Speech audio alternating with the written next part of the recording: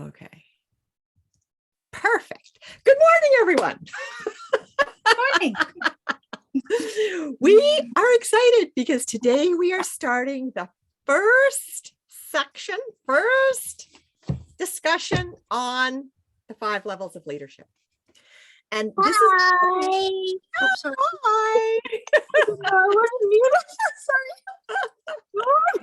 Hi. This is a book that leaders all over the world study. So it's really a book that has a lot of, I would say, depth to it. So as new or young or learning leaders, we learn a lot from this book. But as very mature and experienced leaders, we also learn a lot from this book. So just out of interest, how many people have actually been able to either get the book or start listening to the audio or any of those things? I see 1, 2, 3, 4, 5. Perfect. Oh, this is wonderful. So out of that group that have had a chance to have a little bit of a start, have you done the overview of the questions in that introductory section? Yeah, mostly. Yeah. I got to the place where I sent out, I did the questionnaire for myself, and then I sent out the questions to the people who I needed answers to rate me. And I haven't compiled that part of it yet, but that's where I'm at. So that's awesome, because that's what John says really gets us started understanding where we are now and where we want to go, how we want to grow as we go through the process. I wanted to just kind of do a little bit of a overview just as we kind of are starting, but he had, and I found these little notes, and he said 10 insights that help the reader understand how the levels are related to one another. And that's kind of what we're talking about in this introductory section. And he says, the first thing is you can move up a level, but you never leave the previous one behind. And when I was thinking about that, I was thinking it's kind of like, well, it's like building blocks or like a stage, like your base level, your level 1 is like the stage, the first place. And it's the one that is called position. And it's sort of like when you put the second level on top of it, you can't put the second level on top of it without the first level being there. And it's interesting because sometimes we think, well, we don't really have a position, but we all have a position. So maybe kind of in this first piece of conversation, we would talk about what positions do we have?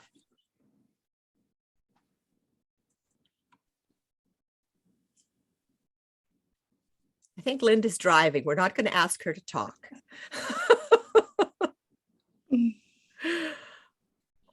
So Leona, what positions can you think of? Yeah, sure. I was going to just jump in anyway. I don't have a position, I was just going to say, but I wanted to kind of just keep the thought process moving on position.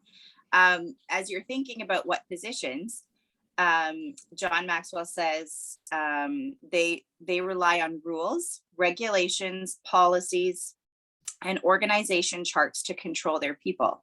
Like that's authority, those types of things. So the supervisor at your job, right? As an EA, we have, like I have a the CERT teacher is in a position of leadership. Yeah. As a parent, right? That's my position. You're right. That's where we start. And whether my daughter is actually doing a psychology class in university right now. And she's doing it online. So she turned around yesterday and she's like, Mom, you have a blah, blah, whatever parenting style. It's the most effective one. And I was like, oh, Well, thank you. So just because we have a leadership position, like just because you're a parent doesn't mean you're going to be a good parent, right? We have a position, and it's up to us to use it effectively, right? So a position is just your base, right? A manager. I don't know. What do you guys share some ideas now that I kind of. Yeah, because I mean, in all honesty, when we purchase that welcome kit and become a brand ambassador, that's a position. Yeah, You got a position. absolutely. What else?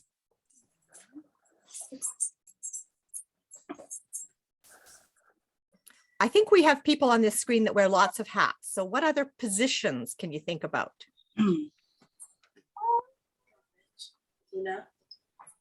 Hey.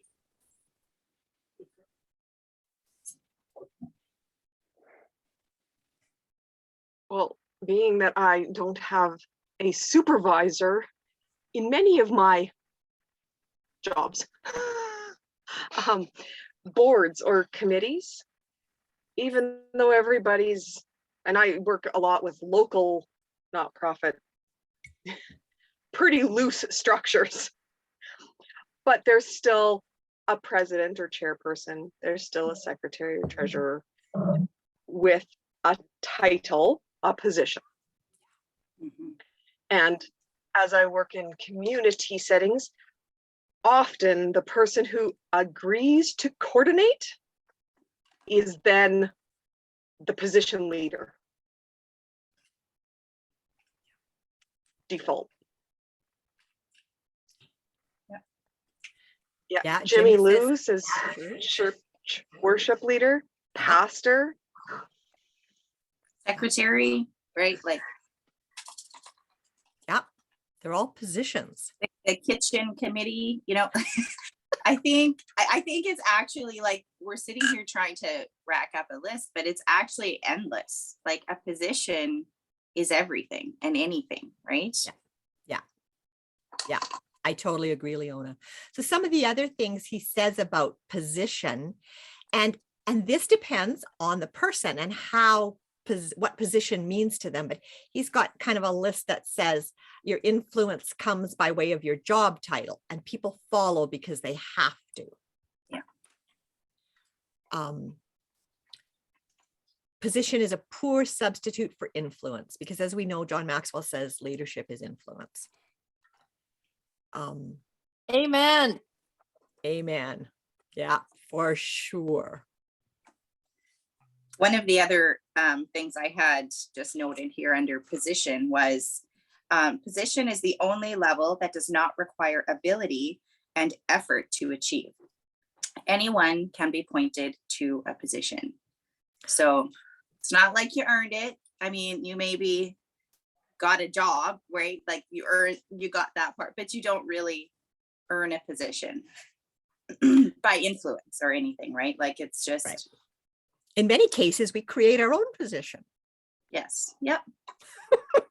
Yeah. Brenda, did you want to say something? No. Okay. So the next thing he says in terms of these insights, the second one is you're not on the same level with every person. That's right. So I may have just met Leona and she knows I'm a brand ambassador. That's my position. That's all she knows about me. We're starting at level 1. Yeah. But we can never forget that level 1 is a part of our leadership picture. It's a part of the whole piece. The third one he says is the higher you go, the easier it is to lead. That got me excited. I'll just say that.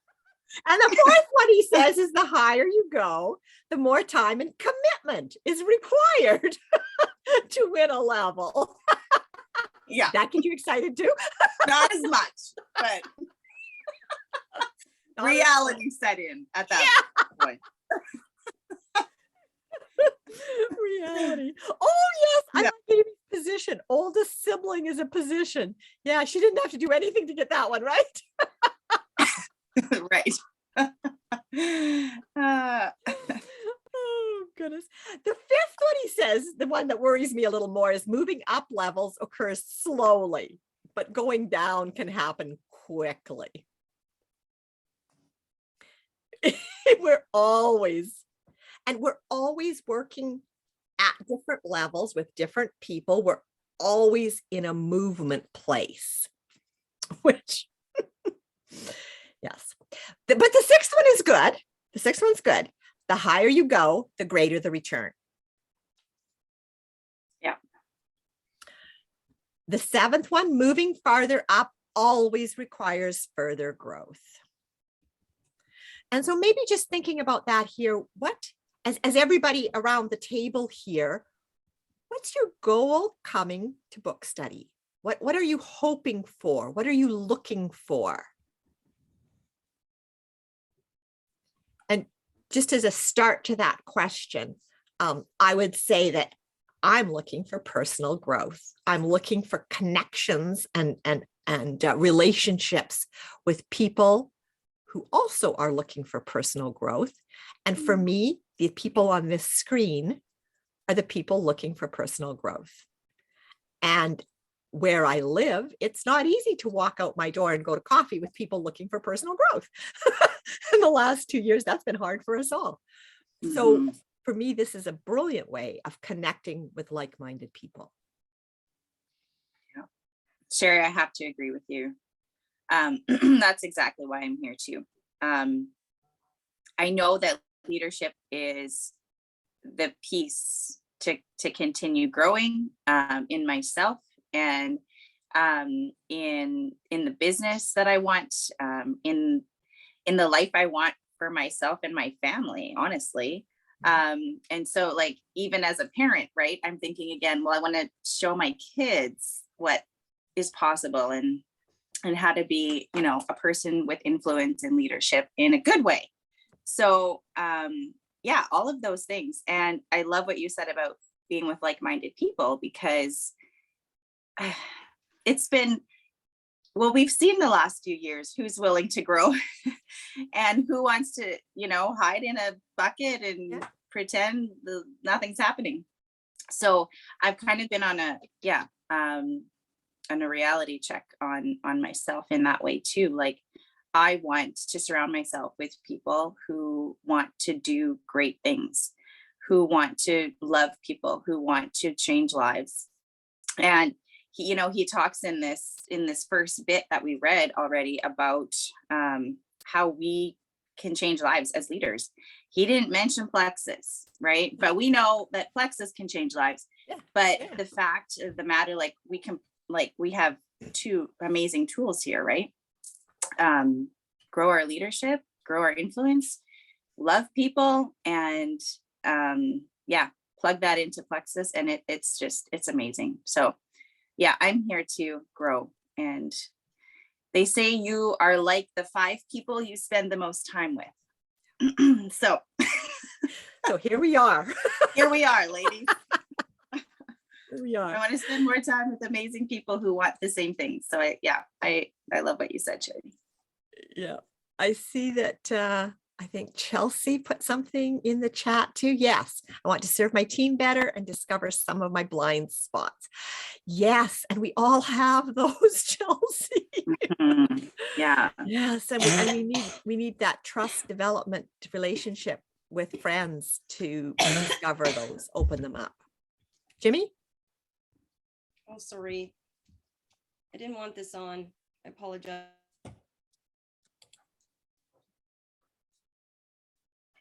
Oh, okay. Okay, Nikki says, me too, Chelsea, and hopefully grow in my confidence and be more sure of myself and abilities in my leadership role. Yeah. Brenna, to serve my team, to help them grow into their potential and who they want to be. Yes. And that's a good point, Brenna, too, because we can help our team, right? We can help the people that come alongside us into our life, right? Into our life, into our team. Yeah. So good. And Diana started typing something, but Diana's maybe on their treadmill. She says, so my hubby and my dog. So I may need more explanation on that, Diana. Well, when she said you become like the people you hang around with. So for the last 2 years, it's been my husband and my dog. And thank goodness for all of you ladies and this wonderful screen. Oh, I'm so glad you explained that, Diana. Yeah.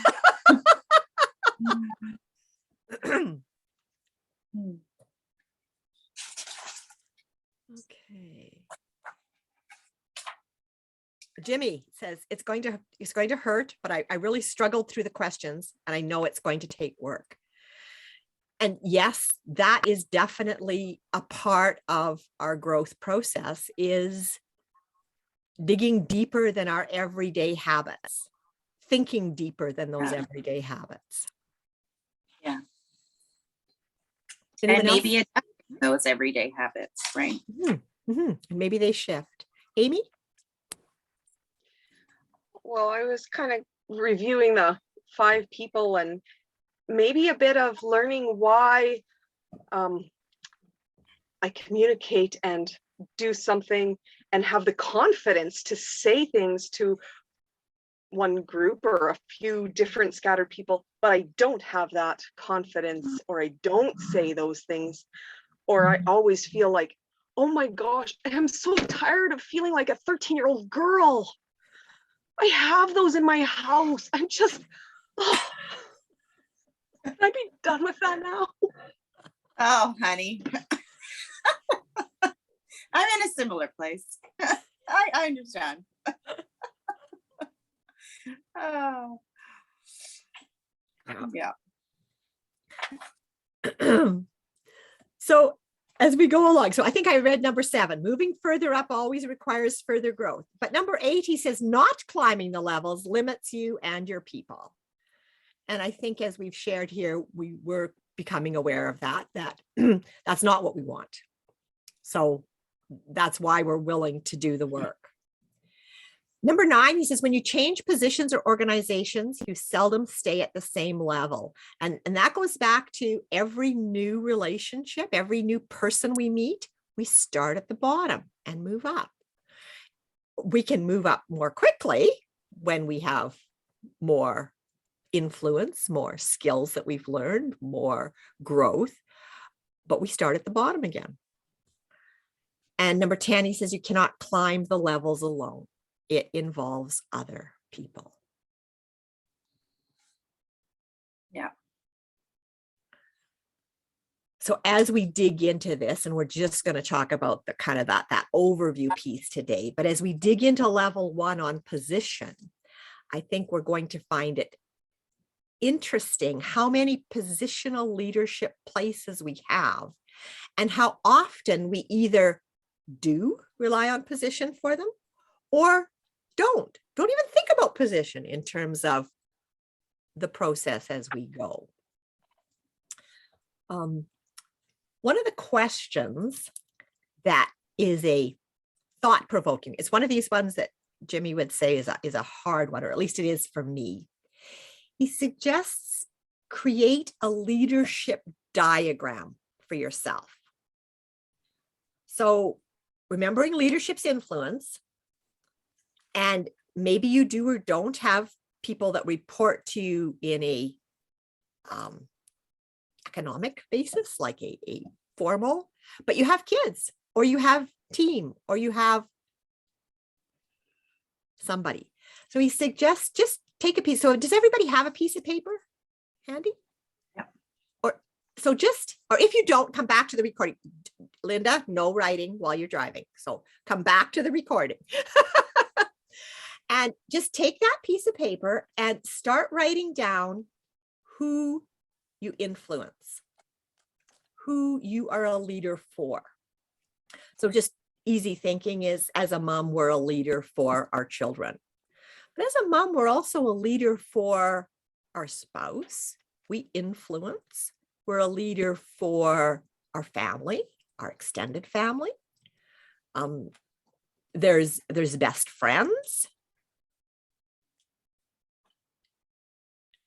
So just take a few minutes and start writing down who you influence, who you're a leader for.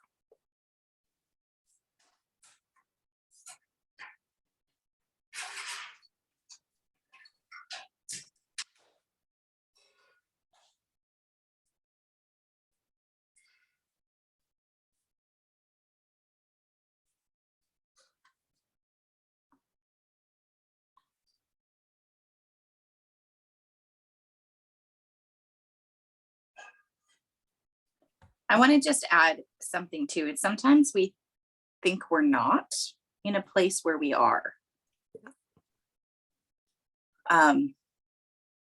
Just thinking about like, I don't have a leadership role in my family, like my immediate family, like my children, yes. But then as I'm thinking through this question, Sherry, I'm like, well, no, not there, not there. And I'm like, wait a minute, let's back the train up a little bit and rethink about that.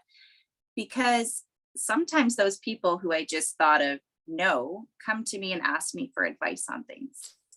And that is, or have an expectation that I can help them with something, right?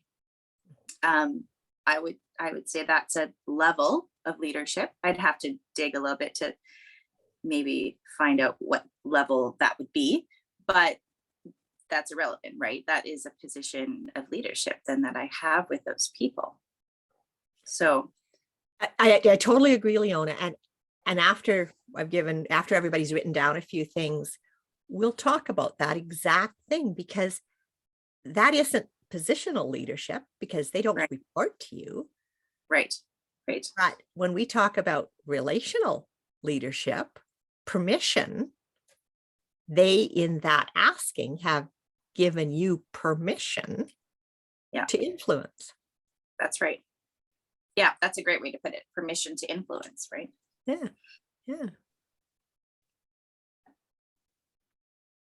So in that permission to influence, there would be different levels of our Facebook feed friends that we're allowing to influence us. Yes, absolutely. When we read someone's post, we're giving them permission to come into our lives to influence us as we read their post. And then we make a choice in how we think about what we've read as to how we are going to feel about it and whether or not we are going to choose to act. And the action might be we're checking something off, we're liking the post, we're making a comment.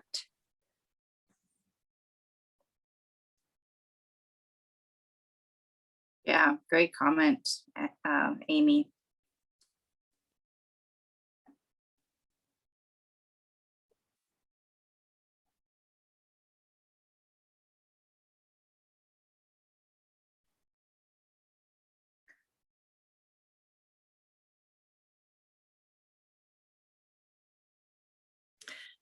So if everybody has a few things written down, we're not going to have an exhaustive list this morning, but you can certainly add to this list, as the days go on this week, or as the weeks go on as we study this.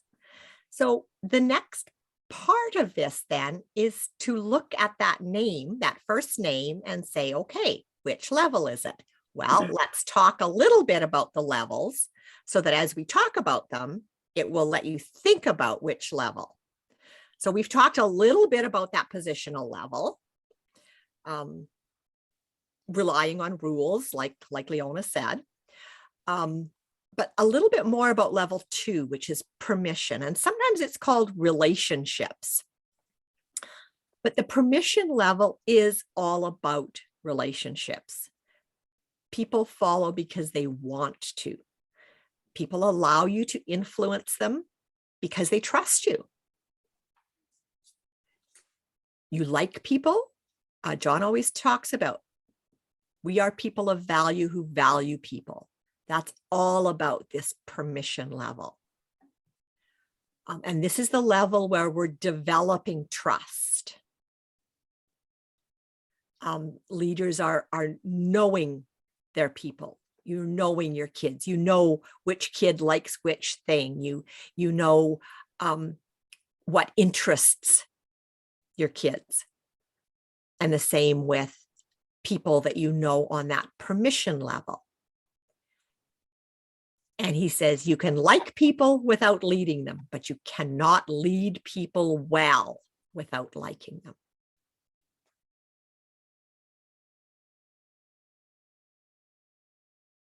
So some of those people, like you said, Leona, that you weren't really thinking about being a leader for, you are, and it's actually on level 2. It's actually that permission level of leadership.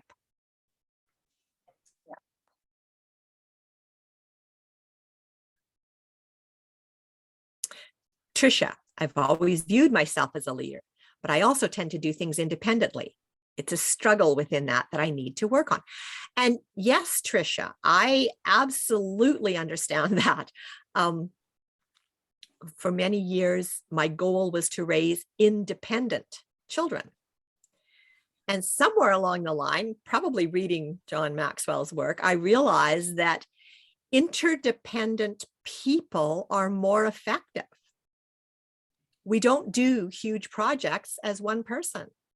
We need teams, we need groups, we need more people. And therefore, that interdependent understanding is big.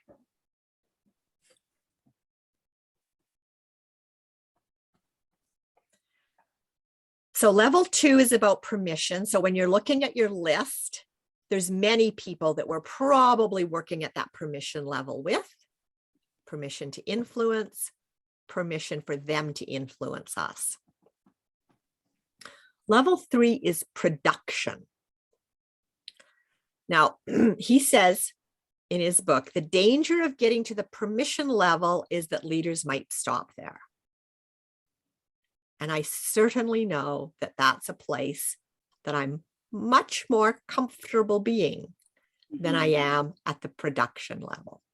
Yeah. So Leona, when you were reading that production level summary, which things stood out for you? I'm a highlighter, underliner, and I got a lot of things. Almost naughty, like it's almost all underlined. So I'll try to pick through what I've got here.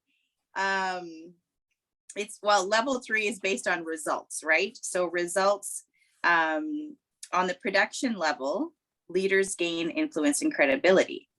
Work gets done, morale improves, profits go up, turnover goes down, goals are achieved, momentum, leading and influencing others becomes fun on this level. Like, I like this place. I want to have fun. I want to like the people I'm with, all of that, right? So, but it also says on level 3, leaders can become change agents. They can tackle tough problems and face thorny issues. This is where, I don't like hard things. So this is where I kind of need that extra growth, right? I need to build in this area. So I like the fun, I like the momentum, I like meeting new people and adding and all of that, getting together. Jimmy knows I am like, I need people, and I love to get together, and Sherry and Amy and Nikki and Jimmy, you guys came to our Super Saturday at the church, and that was so important for me. Like, I loved every minute of it. I mean, I don't know that we really got any work done or things like that, like level 3 says, but it was that being together and that together aspect, and I love that part of it. So I love that fun part.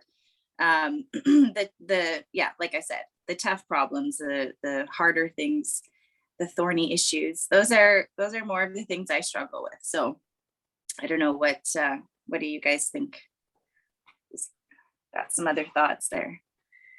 Who else has comments? Yes, Brenna. Yeah, it's probably the reason I think, like, as I did my assessment on myself, that's where I stopped. As I as I did my, when you check yourself, if you've gone through that part of it, you have to assess yourself. And his advice was, don't continue to the next one if you don't have 8 or more checked off on this level. So I didn't even read level 4 and 5 because I'm like, well, this is where I am. So but yeah, I think those are my hangups. I struggle with that. With the harder things. So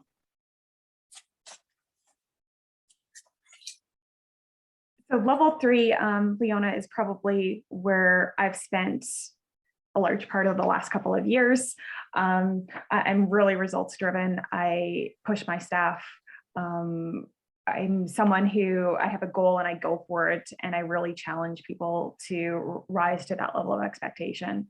But in terms of thorny issues, it's one of, I've been really blessed to be able to see how when you do go into problem solving mode, if you've got that big thorny issue that's really challenging, and you bring a lot of people in and say, we need to get this done, how do we do it? And you get all of the ideas on the table, and you start looking at pros and cons, and you build buy-in to, let's get this done, whatever it takes to get it done, in terms of getting people excited about there could be a solution that actually then moves forward.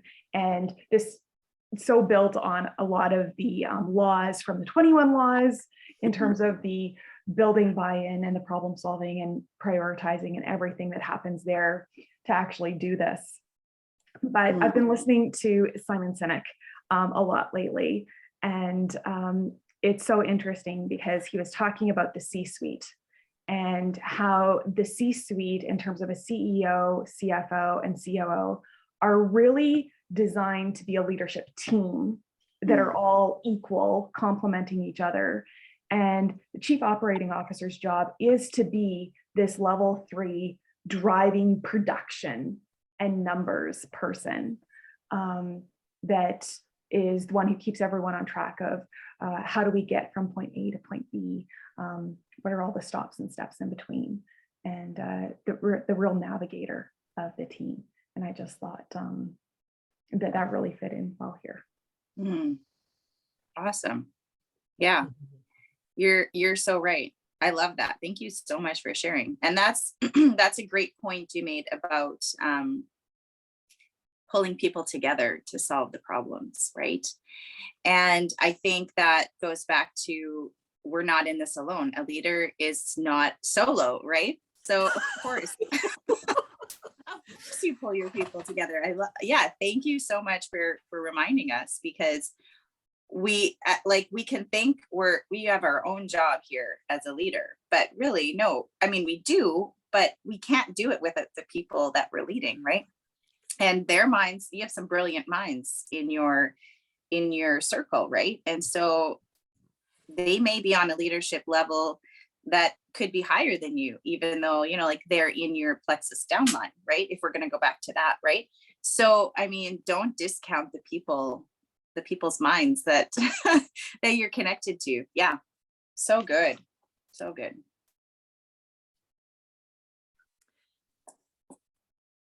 I think level 3 for me too is the one that I struggle with the most.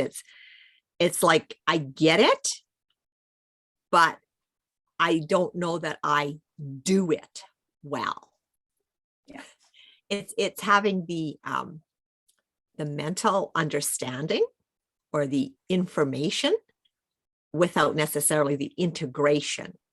And maybe it's a confidence piece. It's that piece about, if everybody did what I do, would we be in momentum? Would we be going forward? Would we be doing all the things?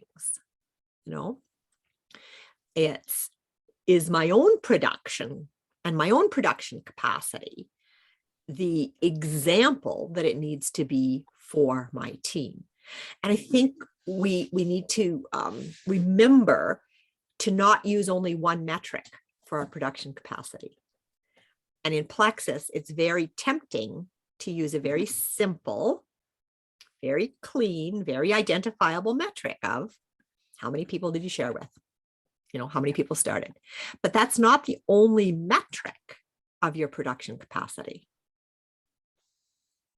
Because we know that the diamonds that we have, for an example, choose their personal recruit numbers along with how many silvers they're developing, how many golds they're developing, how many senior, like there's a lot of metrics that they're involving in that piece.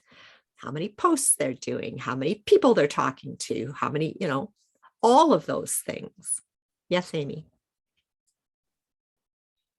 So in that metrics, they are moving up and down the ladder, which isn't a ladder, and I understand that. But so they keep starting at level 1 with people, but they're also moving other people from 3 to 4. And as I listen to everyone talk, and think about that whole head game of the words of I'm not a leader, or I only do, or, well, the reality is I have heard you have to lead yourself first. So for those people who are production orientated, sometimes they need to take a breath and go, okay, am I liking myself? Am I friends with me? Oh, wait, I might need to take a breath. But also that we're developing ourselves, we're people developing. So we're all in this screen with ourselves on level 4 today, at this moment, even with whatever head game is playing with us. Yeah.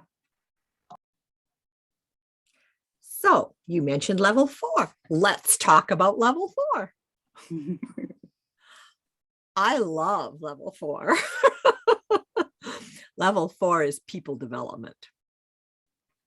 And for us grandmas who have developed children, who are now developing their children, we see people development spreading out. For those of you who have teenagers and your teenagers are influencing other teenagers, you see people development spreading out. So people development says leaders become great not because of their power, but because of their ability to empower others. They use their position and relationships and productivity to invest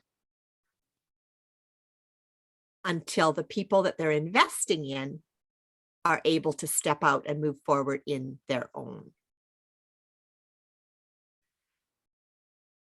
So people development really is reproduction. It's reproducing leaders, developing leaders, supporting leaders, coaching leaders. He says production may win games, but people development wins championships. I think Jimmy Lou just dropped something in the chat. She says we had a lot of false momentum a few years ago based on a post, not on a plan. So that's production. There was lots of metrics that identified production, but the people development part of that didn't maintain the consistency in some cases.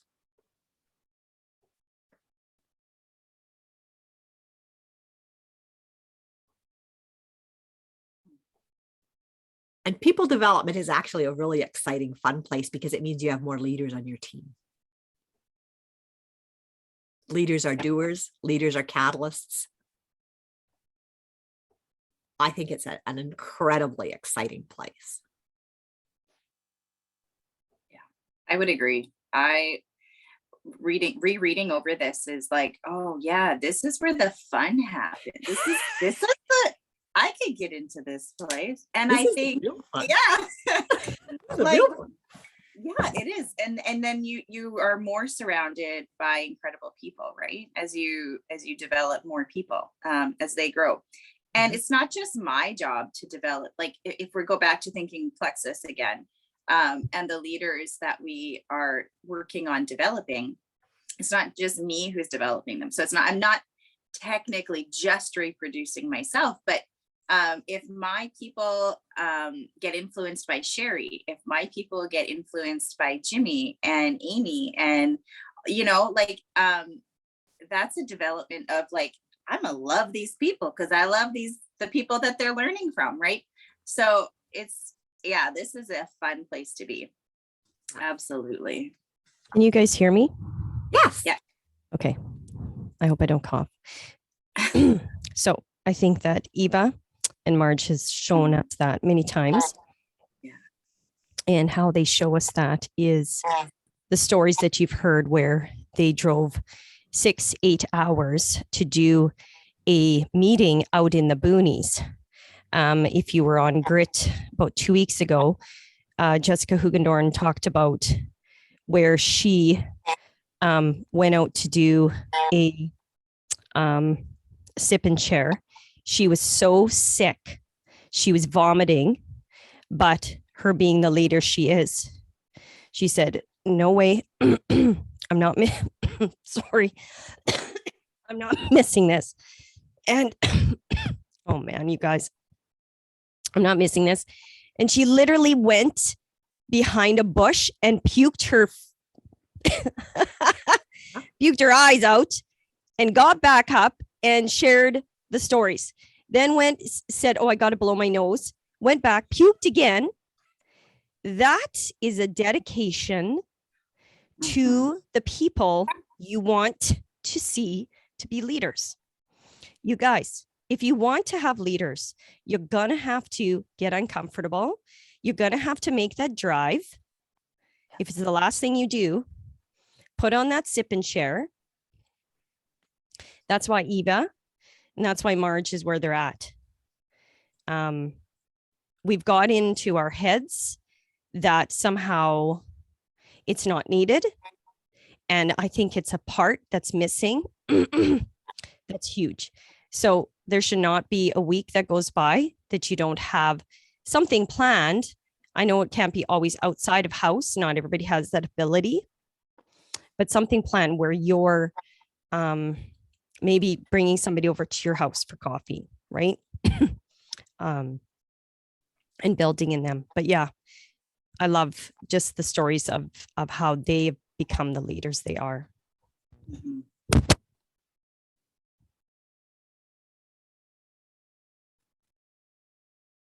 I was gonna say, I feel like that's what motherhood teaches you a little bit. Like even if you're not feeling super great and you're at home alone with the kids all day, it's like, well, at the age that my kids are at, they definitely can't take care of themselves. So you make it work. You feel awful. Remember when I had COVID, actually, thankfully I did have help, but I still had to breastfeed my baby girl. And it was just like so hard to even do that. And it was like, it didn't matter how achy I felt or how terrible I felt. I needed to take care of my baby girl and nurse her, and I just felt like it was impossible in that moment, but I had to do it anyways. And even my husband, he wasn't feeling achy all over. He just had a headache, but he still felt awful. But he actually had to take up for a lot of he had to really step up to the plate because I was like completely out of commission. But it just goes to show you that when we have things that when we're leading people that we know we can't give up on, that we feel responsible for, and we have a responsibility and loyalty to them, then we step up to the plate and we're like, I committed. This is a commitment.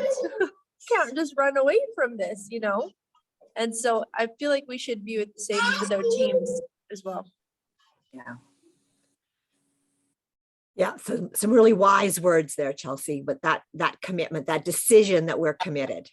And then that doing whatever it takes, like Jimmy said, no matter how you feel, you do what you said you would do. And that's what develops trust in the leader. Mhm.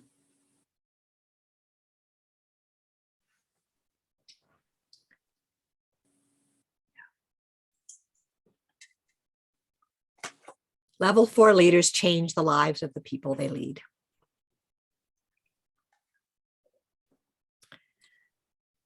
And so just briefly, level 5 is considered the pinnacle, the highest and most difficult level of leadership. John Maxwell says level 1 to 4 can be learned. But he said level 5 requires not only effort, skill, and intentionality, but also a high level of talent. And level 5 leaders develop other leaders to become level 4 leaders. It's more work than simply leading followers. And he talks about level 5 leaders as being bigger than whatever industry they're a leader in. So, I mean, the first one that comes to my mind is Mary Kay Ash. She became a leader in the company that she chose, which was a company where her mission was to empower women to earn income, which would allow them to reach their dreams. And she became bigger than the company that she was creating.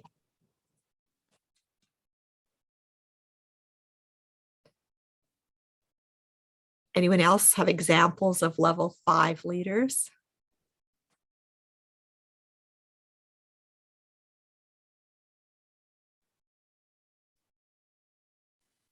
What about Brooke Hemingway? She kind of started with Plexus, but now she has a line. Okay, you're really hard to hear, Jimmy. I think you said Brooke Hemingway. Brooke Hemingway. Mm-hmm. She started as a Plexus ambassador, but has grown now her own company, Align, Mm-hmm. which is, separate. I don't know. And maybe that's not exactly the same. Is that a coaching company, Jimmy, or what would that be titled under? Like, what would Yeah, Align? coaching. Yeah, Align. Yeah, a coaching company. Yeah. So I think, that's a good point, because there's a few diamonds who have now moved into coaching as a next thing for them, right? It's like an avenue to develop leadership. Yeah.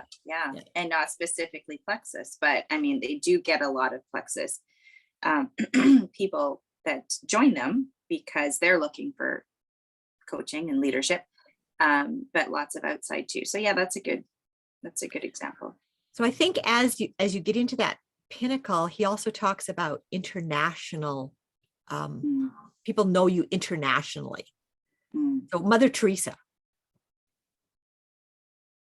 would be an example. Yeah.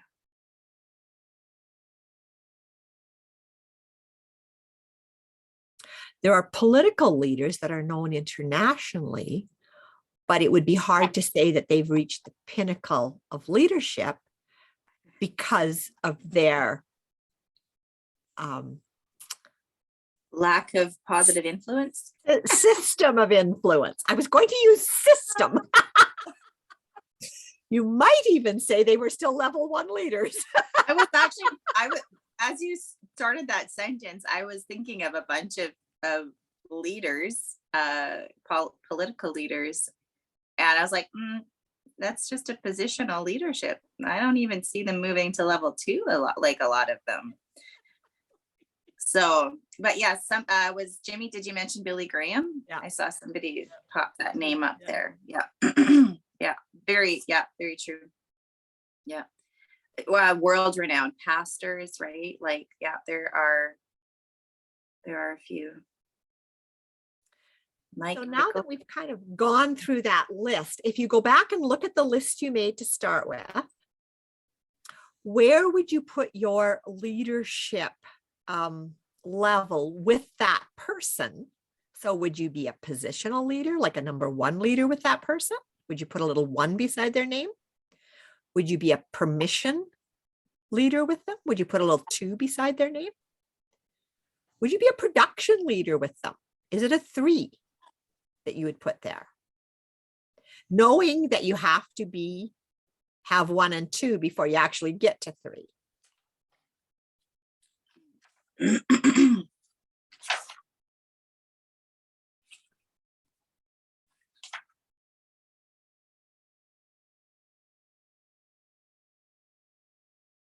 So just thinking about what level of leadership you think best describes your influence with that person. Yeah, and like you said earlier, Sherry, with different people, you're on different levels. Like when I think of like 5 of the people I've got on my list here, well, some of them I am 2, some I'm 3, some I'm 4. Yeah. Right. So I don't know if I'm pinnacle with anybody, but you know. Yeah, I'm just leaving that one out right now. Yeah, I'm like, I don't think I can go there yet, but you know, but even level 4, like that means I've developed a skill, a leadership, an influence in them, right? That they're now using with others. So my level 4 leadership, I consider I've got some of that on the screen.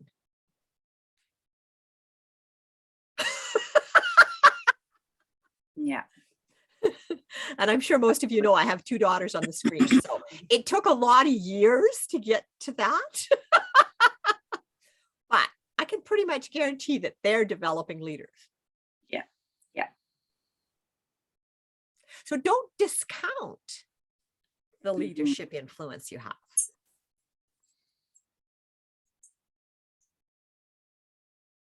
That's right.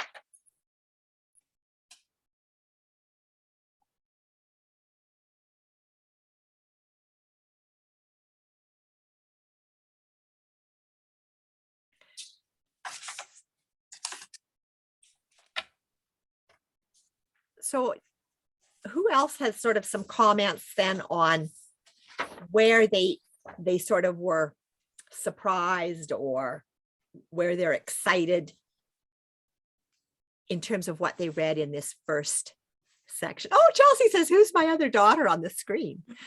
Well, I've got both Brenna and Amy on the screen. Yeah, hands up, girls. I feel like I'm forever like discovering the family connections. And it's just, it takes me a long time. And I'm like, what?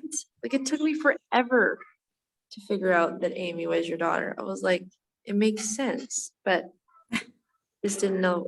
I just didn't put it together before. Oh, I love it. Anyways, continue. It's so fun, Chelsea, and that's why we never talk about anyone else, you know, like we never say things about somebody else because maybe it's their daughter.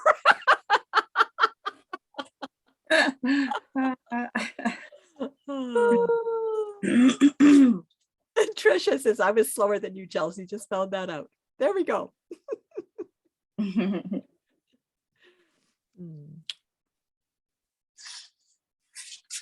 So we're just at that kind of wrap up stage. So I would just like to hear if anybody has like a question or a comment or how excited you are about digging deeper.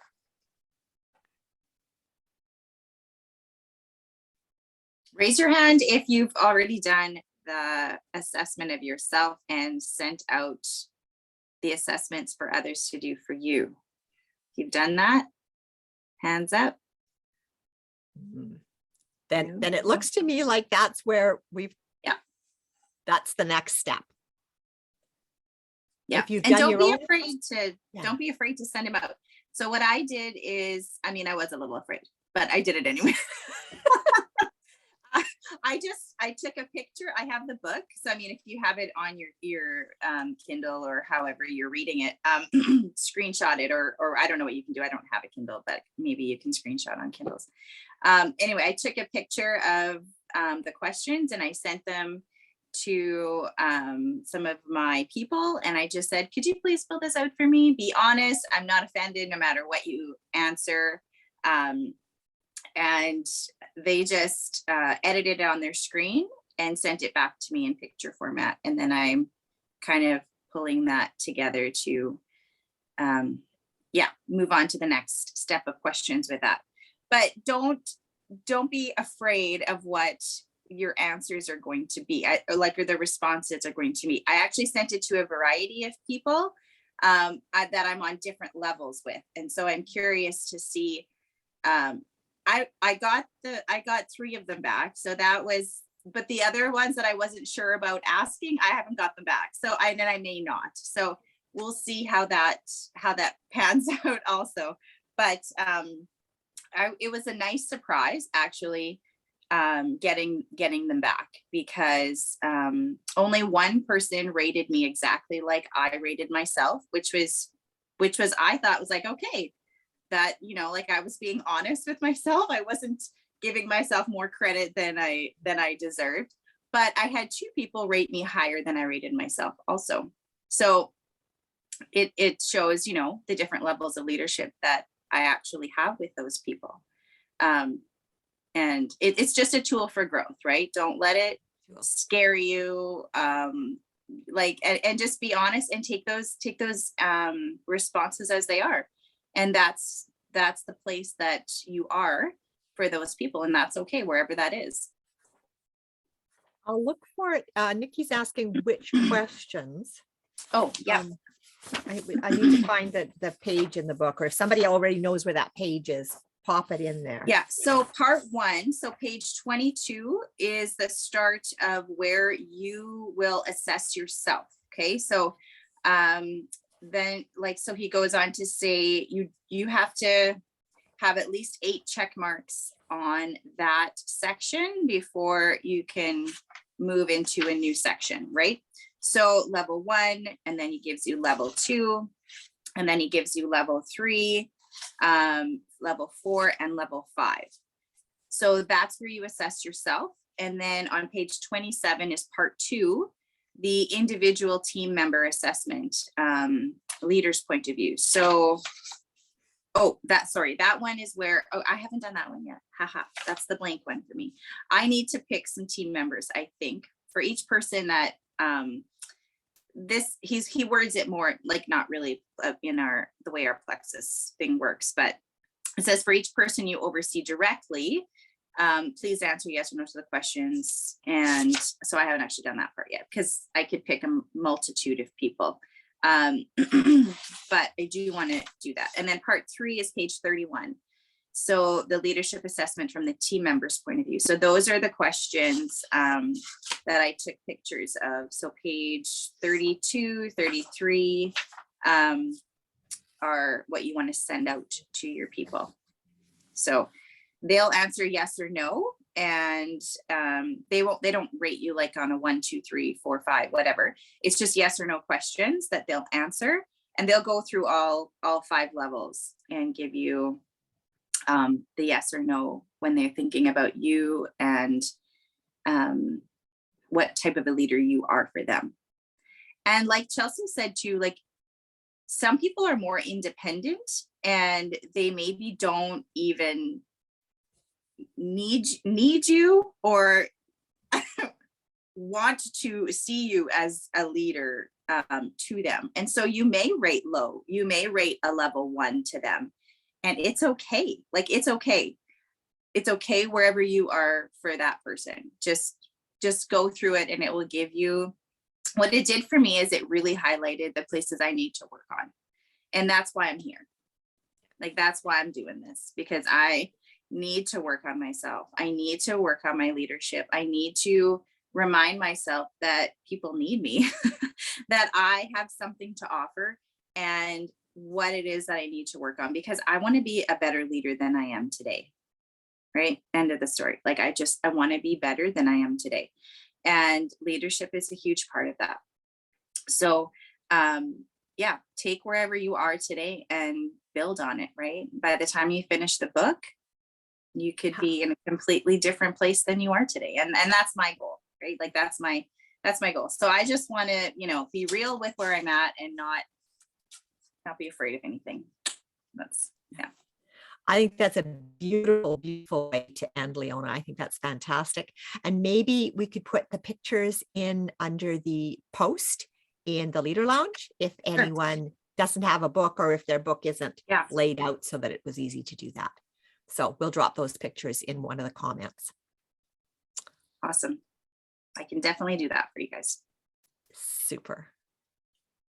Okay. We will see everyone next Saturday morning, 9 o'clock, same place, same station. Thank you, everyone. Awesome. Bye.